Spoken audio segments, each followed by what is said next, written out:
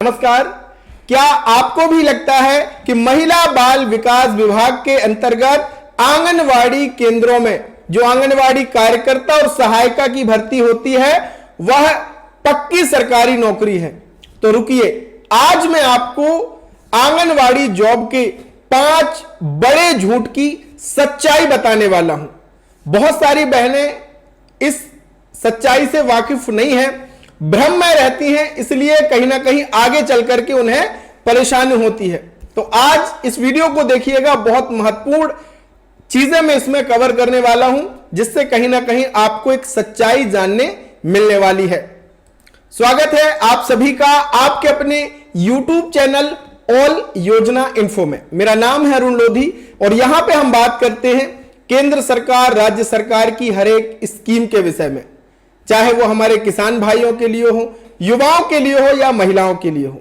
अगर आप या आपका परिवार किसी भी शासकीय योजना से वंचित होना नहीं चाहता, हर एक योजना की जानकारी आप घर बैठे प्राप्त करना चाहते हैं, तो आप हमारे ऑल योजना इन्फो परिवार के पक्के सदस्य बन जाइए। सब्सक्राइब का बटन है, इसे सब्सक्राइब कीजिए, बेल आइकन की घंटी दबाइए ताकि हमारी आने वाली वीडियो का नोटिफिकेशन आपको मिल सके। एक और निवेदन करूंगा कि आपके मन में जो भी सवाल आए निसंकोच कमेंट में लिख देना, मैं आपका रिप्लाई वहां पे करने वाला हूं। अगर सवाल आपका नहीं है तो जिले का नाम अपने लिख देना कि आप किस जिले से हैं, ताकि मुझे यह पता चल जाए कि हमारी वीडियोस को किस किस जिले में देखा जा रहा है। तो चलिए शुरू करते हैं।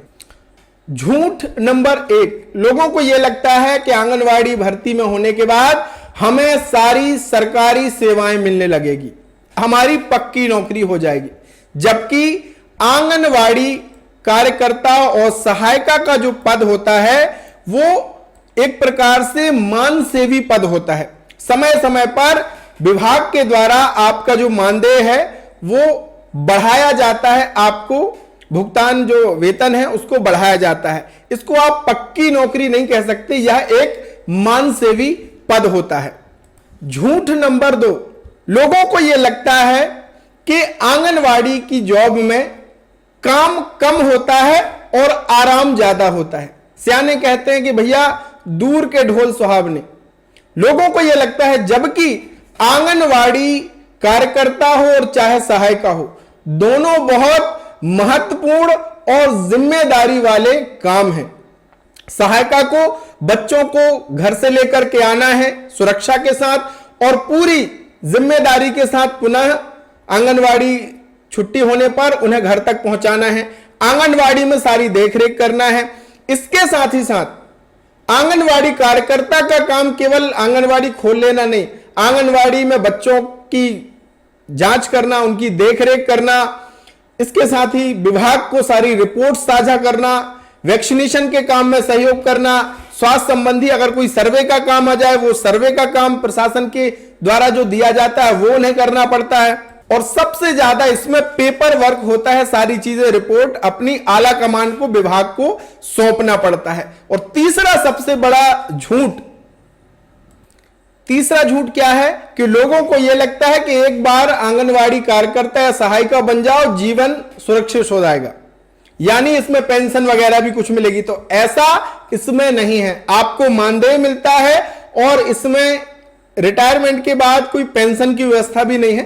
हां, रिटायरमेंट के समय अब एक काम कर दिया गया है कि एक मुश्त पैसा आपको कुछ मिलता है, इसके अलावा पेंशन की इसमें कोई भी व्यवस्था नहीं है। और कुछ चीजें जैसे कि आयुष्मान कार्ड आपका बन जाता है, 5 लाख का इलाज आपको इसमें मिल जाता है, सेवानिवृत्ति के समय आपको एक मुश्त राशि मिल जाती है, वार्षिक मानदेय वृद्धि होती है, अतिरिक्त प्रभार होता है तो वो मिलता है। लेकिन ऐसा नहीं है कि आपको आजीवन पेंशन इसमें मिलेगी या खूब ज्यादा पैसा इसमें मिलता हो। तो एक प्रकार से यह एक जिम्मेदारी और मेहनत वाला काम है। 5वां झूठ क्या है, सॉरी 4था झूठ हम भूल गए हैं। 4था सबसे बड़ा झूठ यह है कि इसमें जुगाड़ हो जाता है। अब जुगाड़ की कोई गुंजाइश नहीं है, क्योंकि महिला बाल विकास विभाग ने अब पूरी प्रक्रिया को क्या कर दिया है भैया, ऑनलाइन कर दिया है। इस बार फॉर्म आपके ऑनलाइन भरे गए, सारी चीजें ऑनलाइन हुई है, मेरिट अंतिम सूची भी ऑनलाइन आपने देख ली और इसमें आपका जो चयन होता है वो अंकों के आधार पर होता है। आपका बीपीएल, आपकी कास्ट एससी एसटी वालों को 5 नंबर, आपके ग्रेजुएशन के 10 नंबर, आपकी 12वीं के परसेंटेज के आधार पर सभी चीजों को, अंकों को मिलाकर के मेरिट में जो आता है उसी का चयन होता है। तो इसमें जुगाड़ की भी कोई गुंजाइश नहीं है कि फलाने ने जुगाड़ कर लिया, जुगाड़ की इसमें कोई भी गुंजाइश नहीं है। इसमें जो भी चयन होगा वो पूर्ण रूप से पारदर्शी तरीके से होता है।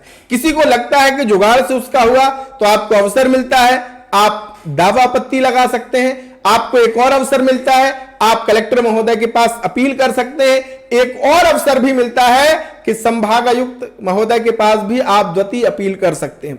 तो इसमें पूर्ण रूप से पारदर्शी तरीके से होता है, जिसके सारे डॉक्यूमेंट सब सही हैं, जिनके अच्छे परसेंटेज हैं, डिग्री है जिनके पास ग्रेजुएशन की, बीपीएल कार्ड है, आपके डॉक्यूमेंट्स के आधार पर चयन होता है। तो लोगों को भ्रम है कि इसमें जुगाड़ हो सकता है। गांव में ज्यादातर, गांव में क्या होता है कि आंगनवाड़ी कार्यकर्ता और सहायिका बहनों को लोग समझते हैं कि फॉर्मेलिटी टाइप ये जॉब है, गए 10 बजे आंगनवाड़ी अपना खोला, 3 बजे 3:30 बजे छुट्टी। तो ऐसा नहीं, ये बहुत दायित्व, एक बहुत महती भूमिका रहती है। हर एक चीज की निगरानी करनी पड़ती है, बच्चों की देखभाल से लेकर के सारी रिपोर्ट्स अपनी आला कमान को देना पड़ता है। तो आप इस जॉब को इतने हल्के में मत लीजिए, इतना ज्यादा पेपर वर्क होता है कि परेशान रहते हैं जो इस काम से जुड़े हैं।